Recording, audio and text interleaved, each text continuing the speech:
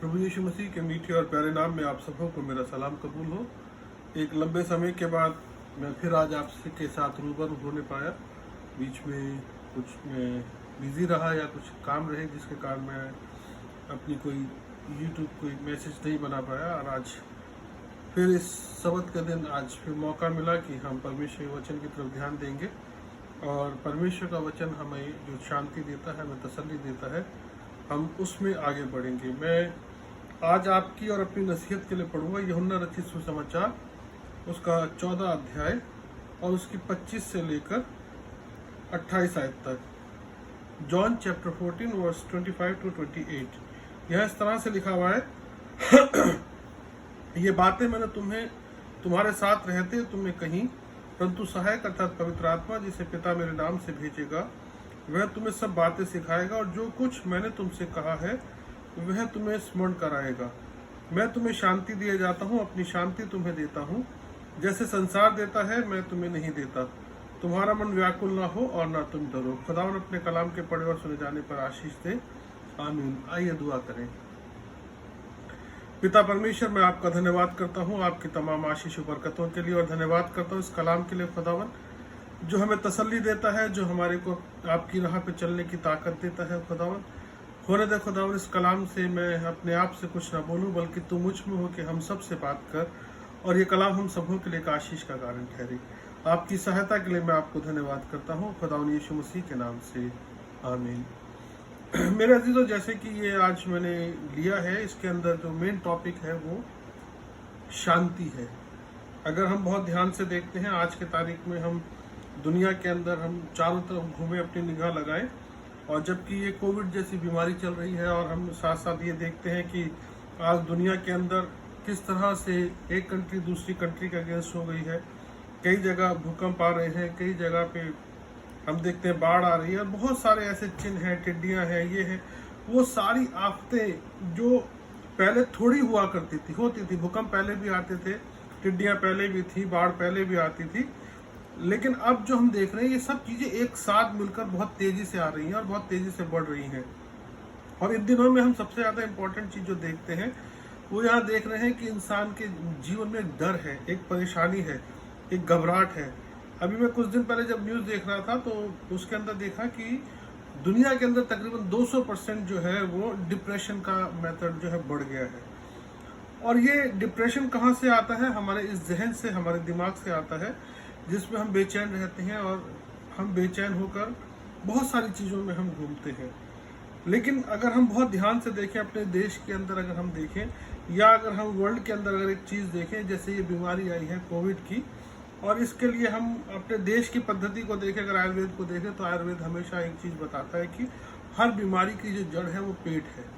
अर्थात पेट के अंदर ही सारी चीज़ों का हिसाब किताब होता है। पेट से ही अगर गैस है, आपको भूख नहीं लगती है, और गैस से बहुत सारी प्रॉब्लम्स होती हैं। और सबसे ज़्यादा इम्पॉर्टेंट जो आज की तारीख में इस बीमारी से लड़ने की जो इम्पोर्टेंट चीज़ बताई गई है वो है आपकी इम्यूनिटी, कि आपके अंदर बॉडी में उस वायरस से लड़ने के लिए रोग प्रतिरोध क्षमता जिसे कहते हैं, इम्यूनिटी जिसे कहते हैं, वो होनी बहुत ज़रूरी है। और वो कब बनती है? जैसे कि हम देखते हैं, डॉक्टर्स बताते हैं या लोग से हम क्या कहते हैं बात करते हैं, वो बताते हैं कि आपको अच्छी एक्सरसाइज करनी है, हेल्दी नींद लेनी है, और हर तरह से आपको क्या कहते हैं अच्छा फूड लेकर, एक्सरसाइज करके अच्छी हेल्दी नींद लेने से आपके बॉडी के अंदर क्या है, इम्यूनिटी स्ट्रांग होती है, और फिर आप किसी भी चीज़ से लड़ पाते हैं।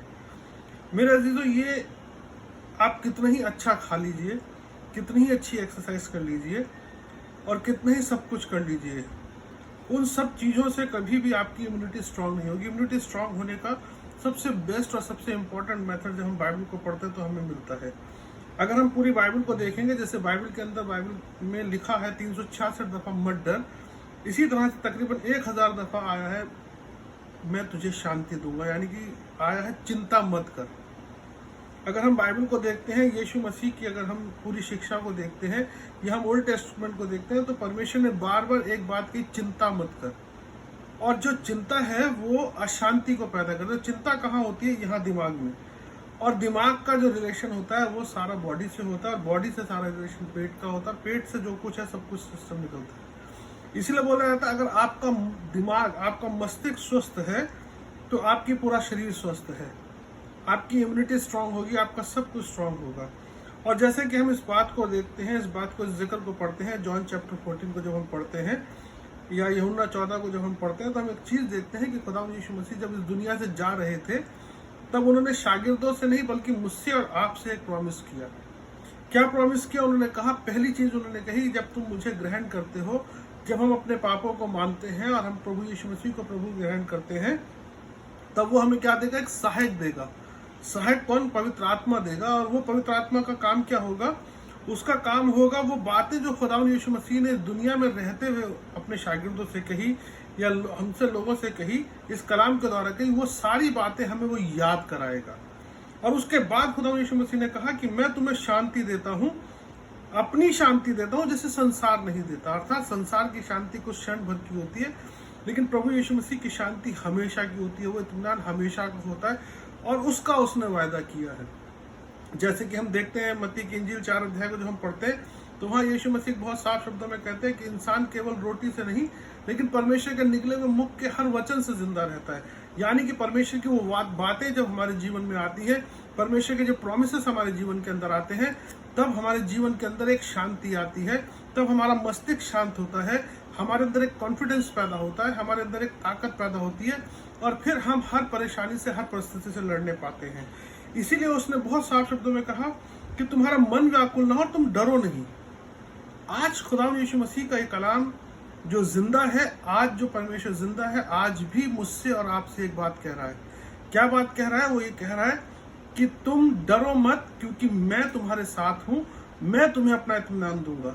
मेरे अजीजों, जब कभी हम परेशानी में या तकलीफ में होते हैं तो हम किसी सहारे को ढूंढते हैं, और जब हमें पता चलता है कि एक सॉलिड इंसान, एक सॉलिड सहारा हमारे पास खड़ा है, तो हमारे अंदर एक सामर्थ आती है, हमारे अंदर ताकत आती है।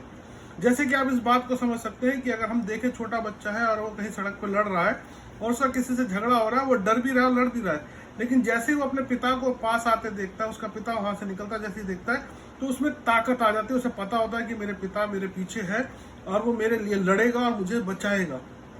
इसी तरह से पवित्र आत्मा जो हमें परमेश्वर ने दिया है, वो हमें इन बातों को याद कराता है, वो हमें इन बातों को एहसास कराता है कि यीशु मसीह ने ये वादा किया है कि डर मत, मैं तेरे साथ हूँ।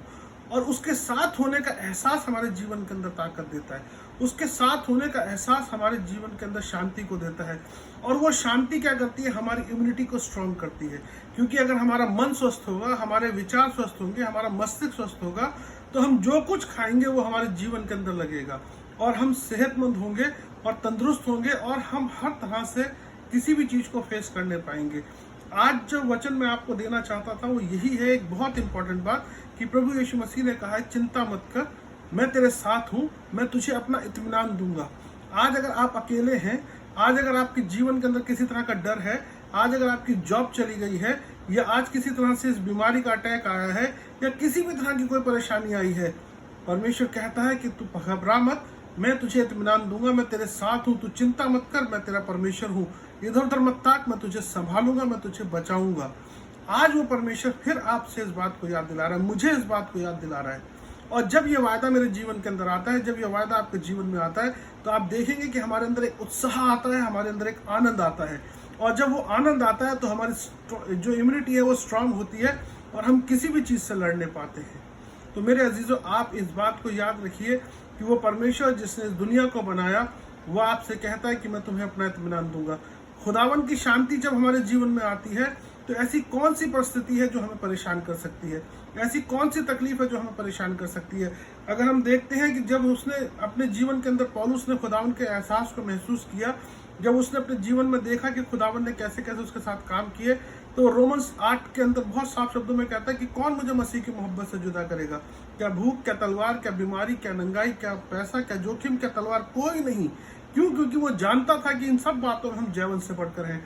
तो आज मैं वही प्रॉमिस आपको कहना चाहता हूं कि जब खुदावंद यीशु मसीह आपके साथ है, जब उसका इत्मीनान आपके साथ है, तो ऐसी कौन सी बीमारी है, ऐसा कौन सा कोरोना है, ऐसी कौन सी फाइनेंस नीड है, ऐसी कौन सी परेशानी है जो आपको तोड़ सकती है या आपको रोक सकती है?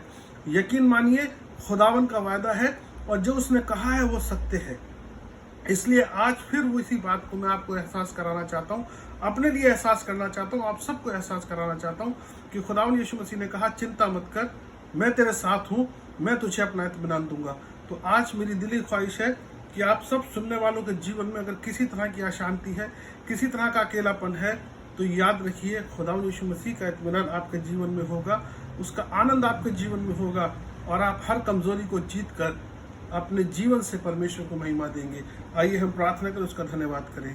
पिता परमेश्वर, मैं आपका धन्यवाद करता हूँ आपकी तमाम आशीष बरकतों के लिए, और धन्यवाद करता हूँ आपके इस वायदे के लिए जो आपने कहा कि चिंता मत कर, मैं तेरे साथ हूँ, मैं तुझे अपना इत्मीनान दिए जाता हूँ। हाँ खुदावन, आज मैं अपने तमाम सुनने वालों के लिए और अपने लिए तुझसे दुआ करता हूँ कि तेरा इत्मीनान हमारे जीवन में, हमारे जहन में, हमारे मनों में बना रहे, ताकि खुदावन हम इस कमजोरी को जीतकर आपके नाम की महिमा का कारण ठहरे। खुदावन, आपके प्यार के लिए, आपकी दया के लिए मैं आपको धन्यवाद करता हूँ और प्रार्थना करता हूँ कि प्रत्येक के जीवन में आपका इत्मीनान और आपकी सुरक्षा बनी रहे और खुदावन हर कोई आपके नाम में बढ़ता और फलता चला जाए। आपकी दया के लिए आपको धन्यवाद, खुदावन यीशु मसीह के नाम से, आमीन। Thank you so much. May God bless you and परमेश्वर का आनंद और परमेश्वर की शांति आपके दिल, आपके विचारों पर हमेशा बनी रहे। Thank you so much.